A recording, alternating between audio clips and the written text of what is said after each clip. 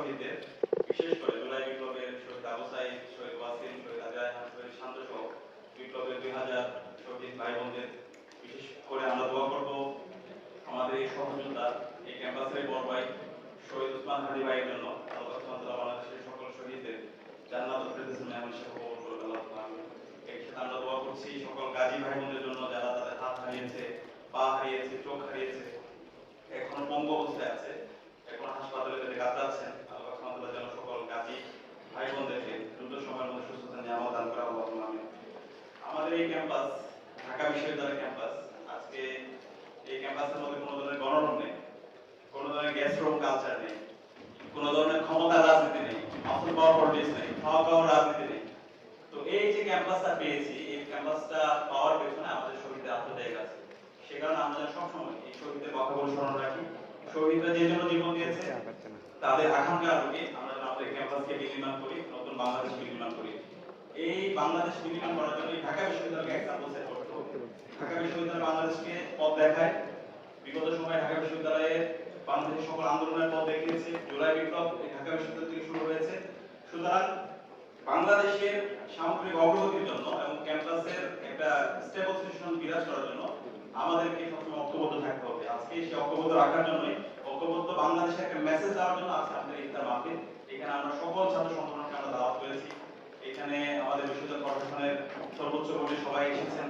এর সাথে আমাদের সামাজিক সংগঠনের যারা নেতৃত্ব আছে তারা উপস্থিত হয়েছেন। এর সাথে ডাকসুর যারা বিভিন্ন পর্যায়ের প্রার্থীরা ছিল, আমাদের যারা সহযোগিতা আছে, আমরা তাদেরকেও দাওয়াত দিয়েছি। তো আমরা সবাই একসাথে বাংলাদেশ নির্মাণ করতে চাই। আমাদের মধ্যে রাজনৈতিক আদর্শিক ভিন্নতা থাকতে পারে, কিন্তু বাংলাদেশ প্রশ্ন আমরা সবাই, নতুন বাংলাদেশ প্রশ্ন আমরা সবাই, জুলাই আকাঙ্ক্ষার আলোকে একটা ইনসাফভিত্তিক বাংলাদেশ বিনির্মাণের প্রশ্নে আমরা সবাই।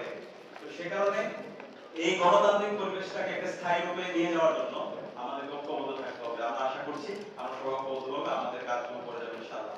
আর এই ডাকসু নির্বাচনের ব্যাপারে আপনাদের পক্ষ থেকে পরামর্শ এসেছে, ডাকসু নির্বাচনের জন্য একাডেমিক প্ল্যানের পক্ষ করা হবে। আমাদের যে দ্বিতীয় কার্যনির্বাহী মিটিং ছিল, সেই নির্বাহী মিটিং এ সর্বসম্মতিক্রমে সেটা পাস হয়েছে।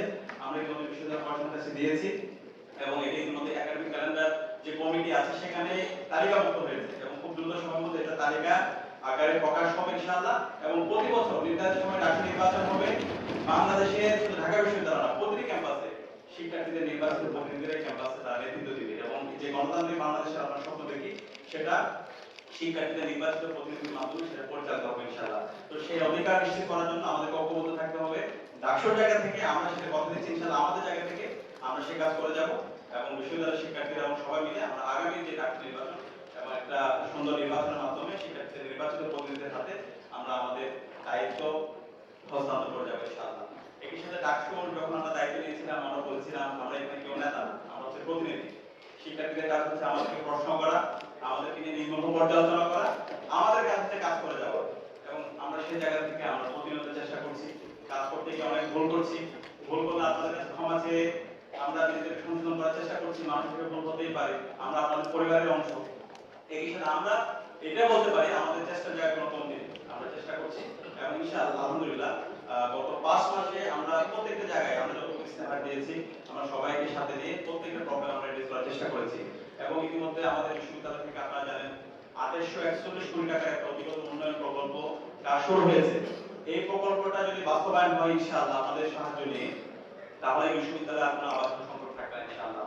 এই প্রকল্পের আওতায় ছাত্র এবং ছাত্রীদের জন্য মোট 10টা হল নির্মাণ হবে, চাইনার যে হলটা আছে সেটা সহ।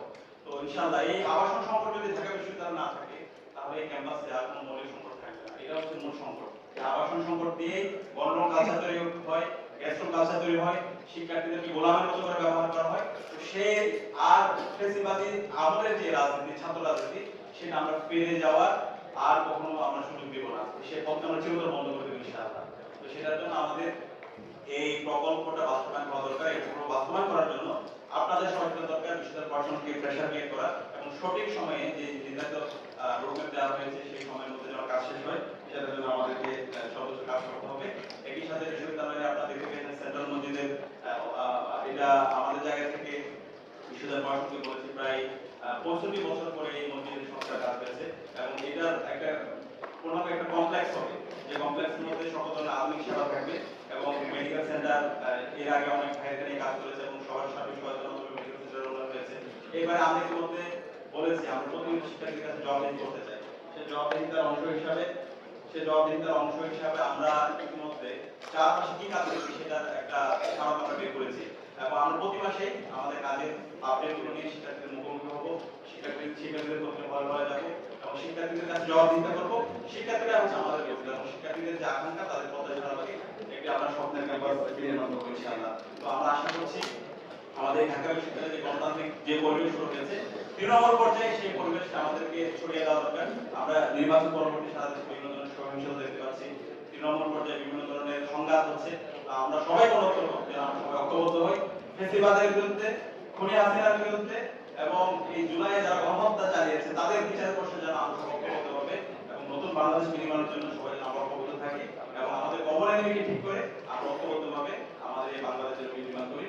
সে আহ্বান জানিয়ে এবং আমাদের সবার জন্য দোয়া আছে আমি আমার